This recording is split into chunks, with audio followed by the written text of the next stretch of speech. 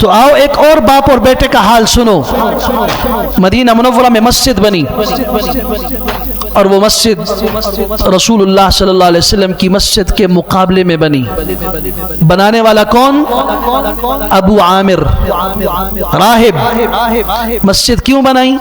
قرآن مجید نے لمبا نقشہ کھینچا. والذین اتخذوا مسجدا ضرارا وکفرا وتفریقا بین المؤمنین وارصادا لمن حارب اللہ ورسولہ. وہ مسجد نقصان کی بنیاد پہ بنی، شر کی بنیاد پہ بنی. یہاں مسلمانوں کے خلاف مورچہ زنی کریں گے، مسلمانوں کے خلاف اسلحہ جمع کریں گے، مسلمانوں کے خلاف لوگوں کا ذہن بنائیں گے. بظاہر مسجد ہے لیکن نیت اور ہے. اور حضور صلی اللہ علیہ وسلم سے کہا کہ آپ اس کا افتتاح کیجئے.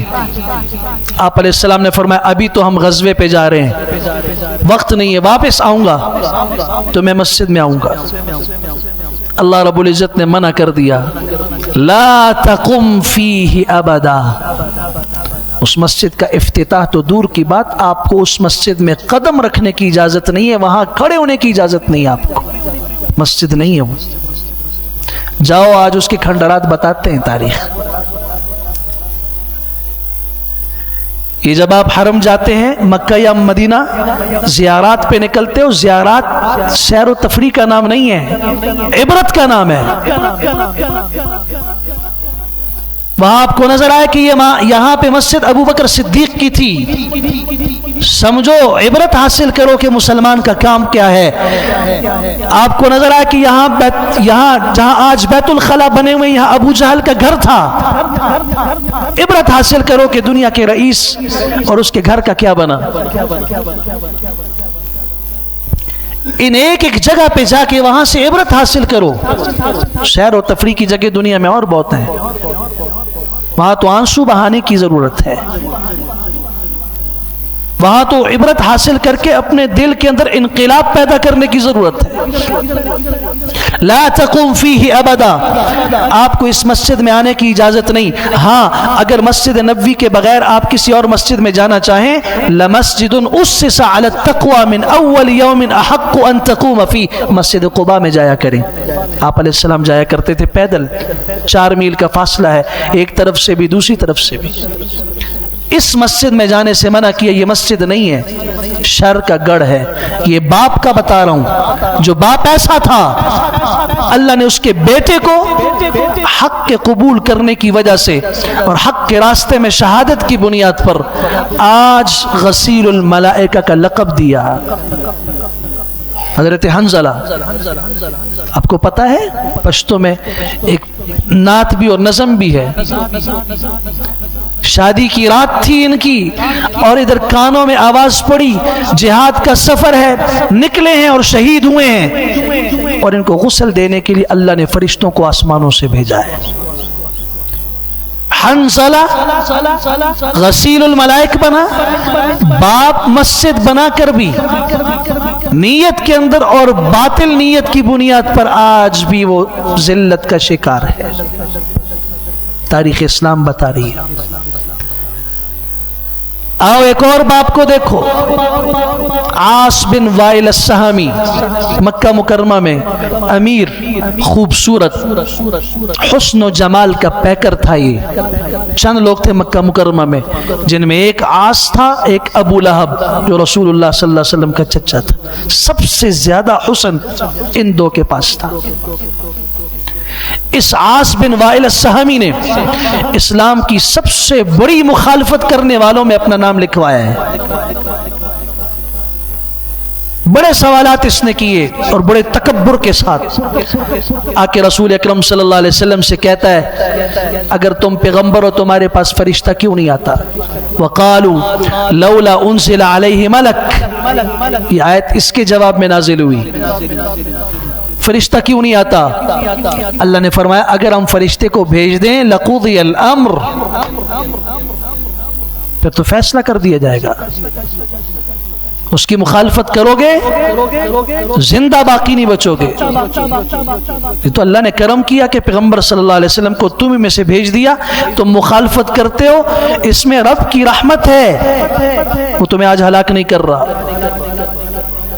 اسی نے یہ سوال کیا تھا قیامت کب آئے گی، لاؤ نا قیامت۔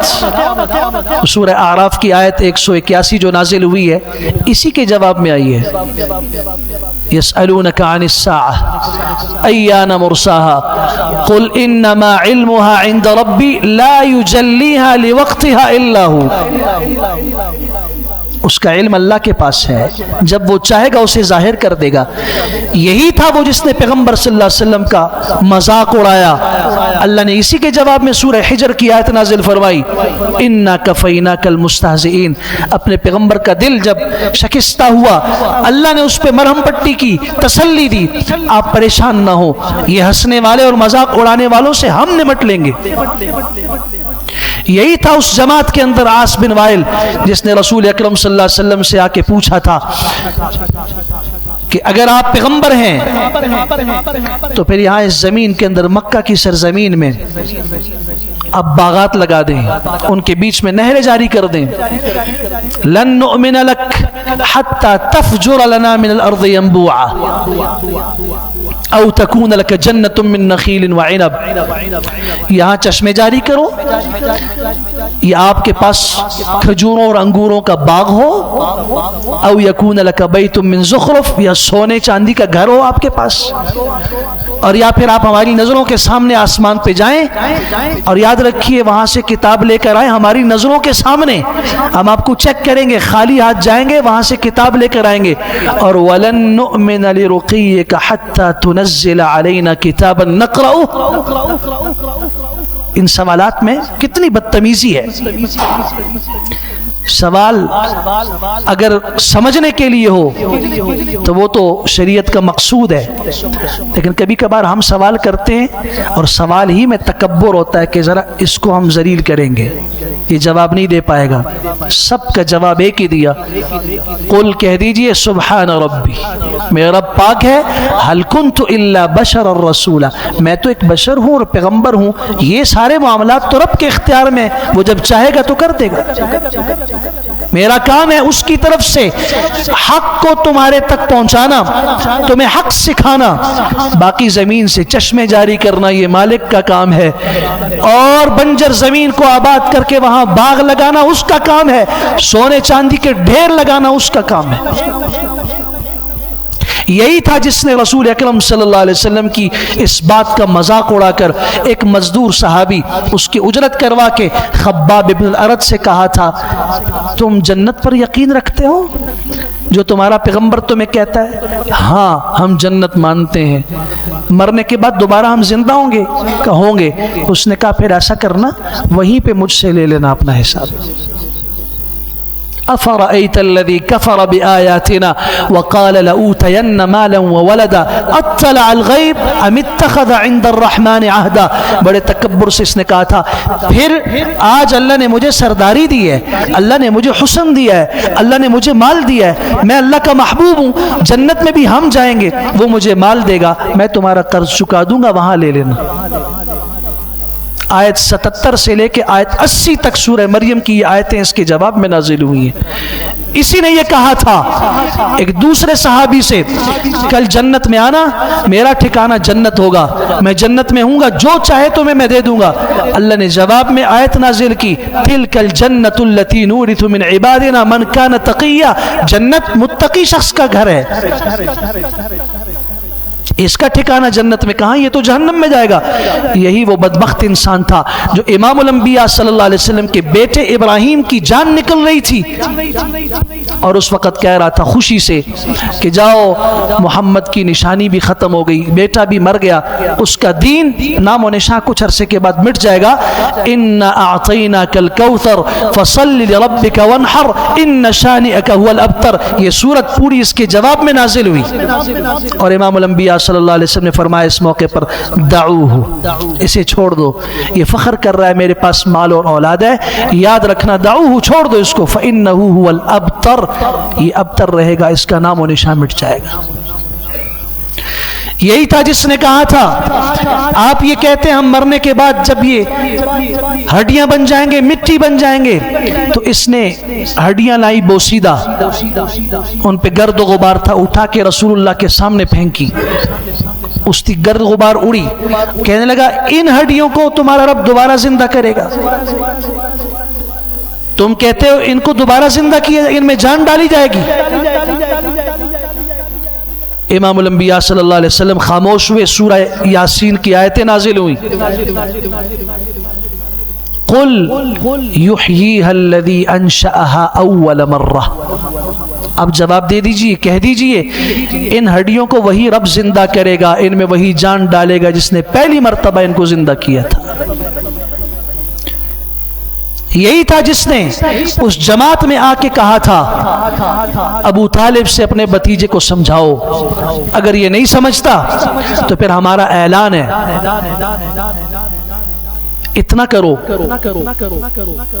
کچھ دن تم ہمارے معبودوں کو اپنا معبود تسلیم کر کے ان کی بندگی کرو، پھر کچھ دن ہم تمہارے معبود اور تمہارے رب کی بندگی کریں گے.